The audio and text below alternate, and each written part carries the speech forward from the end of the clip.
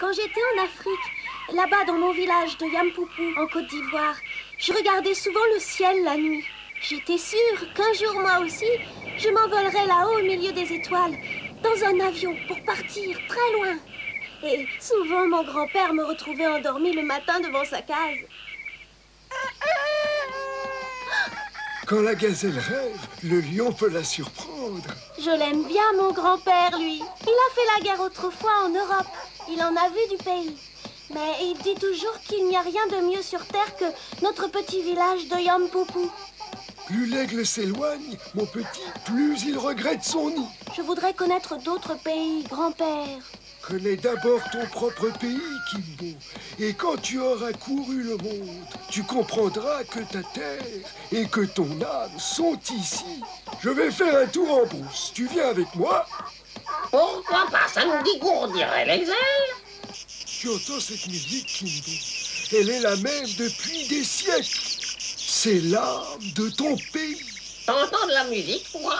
C'est la musique de tes ancêtres qui vivent là depuis toujours, bien avant la colonisation des Blancs. Je vois personne. Allô? Y a quelqu'un?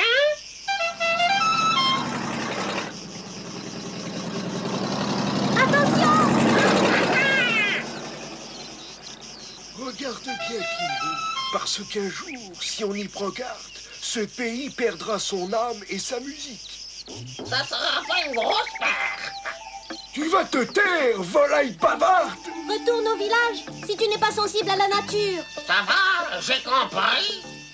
La poésie, c'est pas pour les oiseaux dans mon genre. J'avais à peu près ton âge.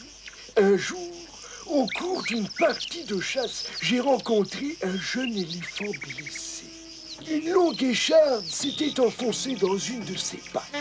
Il ne pouvait plus marcher et il allait mourir.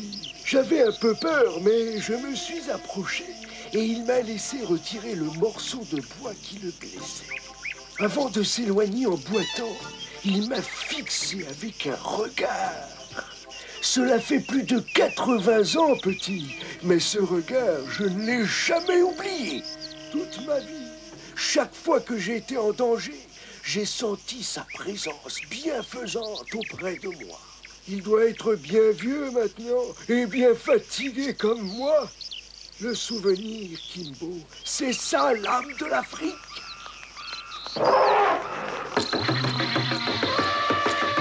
Qu'est-ce qui se passe? Le feu! Vite, Kimbo, cours! Ne m'attends pas! Non! Grand-père! Nous sommes cernés! Qu'est-ce que c'est? Ça sent le poulet grillé. Oh! C'est bon! Nous sommes perdus! Par ici, par ici! Par ici, par ici! Suivez-moi! Par ici!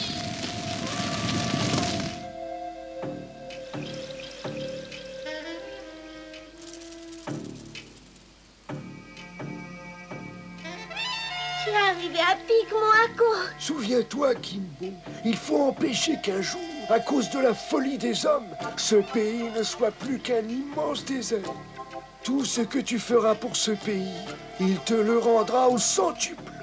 Aujourd'hui encore, je sens que c'est la présence bienfaisante de l'éléphant qui m'a sauvé une fois de plus. Un éléphant, et puis quoi encore? Pourquoi pas?